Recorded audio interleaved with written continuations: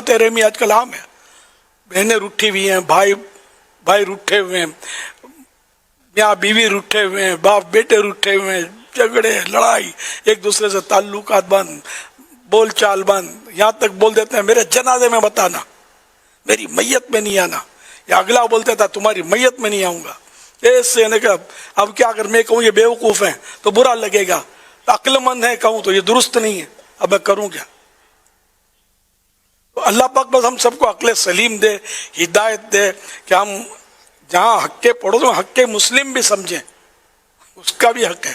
तो यूँ मतलब सबके अपने अपने हुकूक अगर ये सब अदा करने शुरू कर दे तो हमारा मुआशरा जो है ना ये मदीना मदीना हो जाए, अफरा तफरी ख़त्म हो जाए, बेचैनी ख़त्म हो जाए, बुग़्ज़ और इनाद दुश्मनियाँ ये सब दम तोड़ जाएं और हम अच्छे मुसलमान होकर जीने में कामयाब हों। सल्लु अलल हबीब सल्लल्लाहु अला मुहम्मद। अल्लाह पाक के प्यारे प्यारे आखिरी नबी सल्लल्लाहु अलैहि वसल्लम ने इरशाद फरमाया, हज़रत जिब्रील अलैहिस्सलाम मुझे पड़ोसी के बारे में मुसलसल ताकीद करते रहे, यहाँ तक कि मैंने गुमान किया कि वो पड़ोसी को वारिस ही बना देंगे। जिस तरह मतलब तरका देते ना औलाद को, तो ऐसा गुमान हुआ कि कहीं यानी हो सकता है कि ये कह दें कि मतलब पड़ोसी जो है ना उसको अपने जो तरके में इसमें शामिल करो, वारसदार बना दो उसको, तरका दो उसको। ये इतने ज्यादा हुकूक हैं पड़ोसी के, लेकिन वाकई यानी कि हम लोग इसमें बहुत बहुत कोताही करते हैं। अल्लाह पाक हमें पड़ोसियों का हक समझने, सीखने और उस पर अमल करने की सआदत बख्शे। सल्लु अलल हबीब सल्लल्लाहु अला मुहम्मद।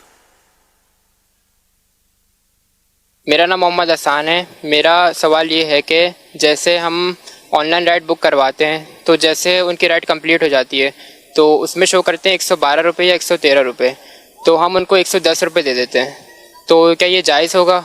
और ऐसी एक और इससे मिलता जुलता सवाल है कि जैसे हम 112 रुपये 113 रुपये शो कर रहे हैं, या अगर हम उनको 10-20 रुपये ज़्यादा देते हैं, जैसे 120 रुपये देते हैं, तो क्या ये भी जायज़ होगा या नहीं होगा?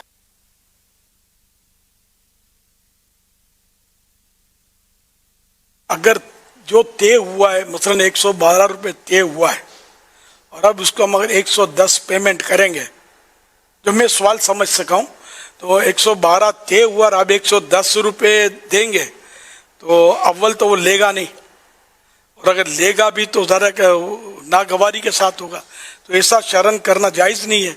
हाँ, जो तय हुआ 112 और आपने उठाकर दे दिए 150 अपनी मर्जी से, तो इसमें कोई हर्ज नहीं है।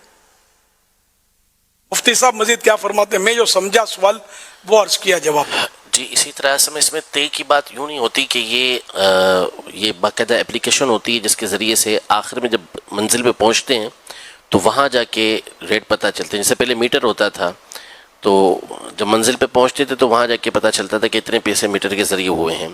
तो अभी एप्लीकेशन के ज़रिए इस तरह की राइड बुक करवाते हैं और जब मंजिल पे पहुंचते हैं तो इतने ही होते हैं। बाकी जो आपने इरशाद फरमाया ये इसी तरह है, ज़्यादा देने में तो मसला ही नहीं है, लेकिन अगर आप 2-3 रुपये कम देंगे तो वो उसकी खुशी के साथ ही दे सकेंगे, वरना इसकी इजाज़त नहीं होगी 1-1 रुपया देना होगा।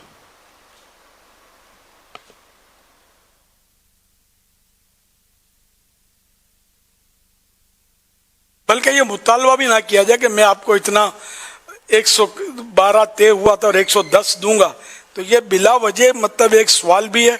और अगर अगला मान भी जाएगा तो वो हो सकता है कि मुरुव्वत में गाहक बचाने के लिए या किसी तरह ज़हनी तौर पर दबाव में आकर वो 2 रुपये छोड़ दे। तो इसलिए इससे ये मुतालबा करना कि तुम 2 रुपये कम ले लो तय होने के बाद, ये भी सही तो नहीं लग रहा। इस तरह झगड़े का भी इम्कान बढ़ जाएगा, अगले को गुस्सा भी आ सकता है कि तय करते वक्त सोच लेना था कि 110 तय करते, 112 तय किया क्यों? या 112 जब बन रहे हैं और बिल्कुल ये कि जैसे आपने मीटर की मिसाल दी, जब बन ही रहे 112 तो अब वो 110 का क्यों बोल रहे हैं आप?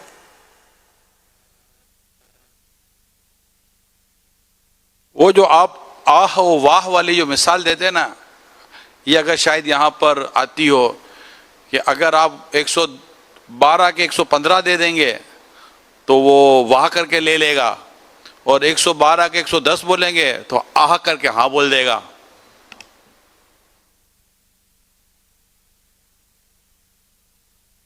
آ کر کے تو آ میں تو ہے نا واندھا ہی ہے، مسئلہ ہی ہے. مفتی صاحب کچھ فرما رہے ہیں. نہیں، بس میں یہی عرض کر رہا تھا جو آپ نے ارشاد فرمایا وہ اپنی جگہ ٹھیک ہے. بس اب عام طور پہ اس کے پھر وہ ہوتا یہ ہے کہ بعض اوقات چلر کسی کے پاس بھی نہیں ہوتا، یعنی سکے عام طور پہ آج کل بہت ہی کم لوگ رکھتے ہیں. یا تو یہ ہوتا ہے آخر میں جو ریٹ بنا ہے وہ بنا ہے 112 روپے 13 روپے، تو یا تو 120 روپے ہوتے ہیں یا 110 روپے عام طور پہ ہوتے ہیں. تو اتنی معمولی رقم میں عام طور پہ وہ خود ہی انڈرسٹینڈنگ ہو جاتی ہے. وہ کہتا ہے کہ چھوڑیں 2-3 روپے نہیں ہے تو کوئی مسئلہ نہیں. یا یہ 120 روپے دیتا ہے، وہ کھنگالتا ہے اپنی جیب کے شاید 1-2 سکے نکل آئیں تو میں واپسی کر دوں، تو وہ بیچنے والا بولتا ہے کہ کوئی مسئلہ نہیں ہے آپ رکھ لیں. تو عام طور پہ ایسا ہو رہا ہوتا ہے. لیکن بات وہی ہے، اصول وہی ہے کہ جو آپ نے ابتدا میں بیان فرمایا ہے.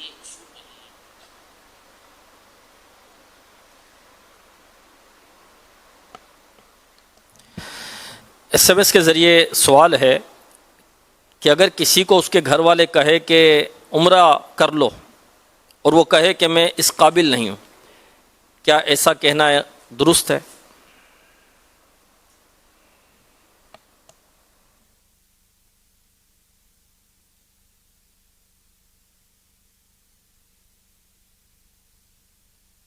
نماز کا کیا پروگرام ہے؟ نماز کے قابل ہو گئے ہو؟ اگر نماز کے قابل ہو گئے تو عمرہ شریف کے بھی قابل ہو گئے ہوں گے. پھر حج فرض ہو جائے گا، حج کے قابل نہیں ہوں تو مسئلہ بہت آگے نکل جائے گا. اس لیے وہ عمرہ شریف کی سعادت ملتی ہو تو سانس بعد میں لے، پہلے فلائٹ بک کر لے. کاکا نے بلایا ہے، مدینے چلتے ہیں. منع نہ کیا جائے. اگر کوئی اور وجہ نہ ہو منع کرنے کی تو صرف یہ عاجزی کا موقع نہیں کہ میں عمرے کے قابل نہیں ہوں، میں نماز کے بھی قابل نہیں ہوں، تو بہت کچھ ہو جائے گا نا. اللہ کا نام لینے بھی قابل نہیں ہوں، میں نام بھی نہ لے، درود شریف پڑھنے کے بھی قابل نہیں ہوں، درود پاک بھی پڑھنا کے چھوڑ دیں گے، کلمہ تو پڑھیں گے نا، کہ اس کے بھی قابل نہیں ہے. تو یعنی ہر جگہ ان کی ساری ہر جگہ عاجزی نہیں کی جاتی، اس کے بھی مواقع ہوتے ہیں عاجزی کے. صلو علی الحبیب صلی اللہ علیہ محمد صلی اللہ علیہ محمد. سوشل میڈیا کے ذریعے سوالات کا سلسلہ جاری ہے. یہ سوال موصول ہوا ہے، حافظ غلام رسول ہیں، یہ سوال کر رہے ہیں. یہ کہہ رہے ہیں کہ میں نے سنا ہے دوران نماز قیام کی حالت میں بایاں ہاتھ چھوڑنے سے نماز ٹوٹ جاتی ہے، کیا یہ درست ہے؟ لیفٹ ہاتھ جی سیدھا ہاتھ ہو یا بایاں دایاں، یہ دایاں بایاں میں سمجھنا کم ہو گیا اب لوگوں کا. دایاں مانے سیدھا، بایاں مانے الٹا. تو نماز کے دوران بایاں ہاتھ کھولیں تو نماز نہیں ٹوٹتی. اب ہم جب رکوع سے کھڑے ہوتے ہیں تو دونوں ہی ہاتھ کھلے ہوتے ہیں. یعنی کوئی ایسا عمل کیا کہ دیکھنے والا دیکھے کہ یہ نماز میں نہیں ہے، وہ یوں سمجھے، یا اس کو ظن غالب ہو کہ یہ نماز میں نہیں ہے، تب جا کے نماز ٹوٹتی ہے. خالی دایاں ہاتھ بایاں ہاتھ، اب کھجانے کی جیسے کہ 3 بار تو ہاتھ اٹھانے کی اجازت ہے، تو ہاتھ اٹھایا تو 2 بار 3 بار سے کم ایک رکن میں ہاتھ اٹھانے کی اجازت ہے، جیسے کھجانے کے لیے. تو وہ ہاتھ یہ نہیں ٹوٹے گا. بلکہ جب کسی کو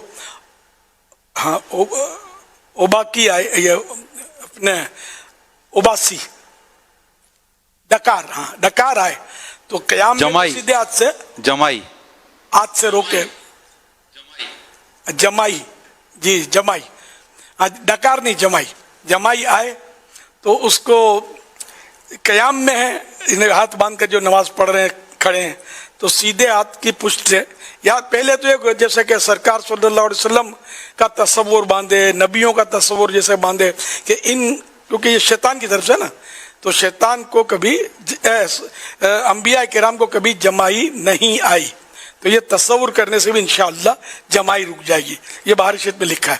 اور یا پھر اوپر کے دانتوں سے نچلے ہونٹ یوں دبا کے روکنے کی کوشش کرے جمائی کو، اور یا پھر یہ کہ سیدھے ہاتھ کی پشت یعنی یہ پیٹھ یوں روکنے کی کوشش کرے. اور جب تک ممکن ہو، جیسا کہ آپ نے جماعی کے حوالے سے بیان کیا، تو سیدھا ہاتھ ہی استعمال کرنا چاہیے، کیونکہ جب الٹا ہاتھ استعمال کریں گے تو سیدھا ہاتھ جو ہے وہ ناف کے نیچے آ جائے گا. تو ایک سنت وہ یہ ہے کہ سیدھا ہاتھ الٹے ہاتھ پر رہنا چاہیے نماز میں. تو حتی الامکان کوشش یہی ہونی چاہیے کہ قیام کی حالت میں سیدھا ہاتھ ہی استعمال کریں، بلا شدید مجبوری کے الٹا ہاتھ استعمال نہ کریں. لیکن نماز ٹوٹنے کی وہی صورت ہے جو امیر علیہ سنت نے بیان فرمائی ہے.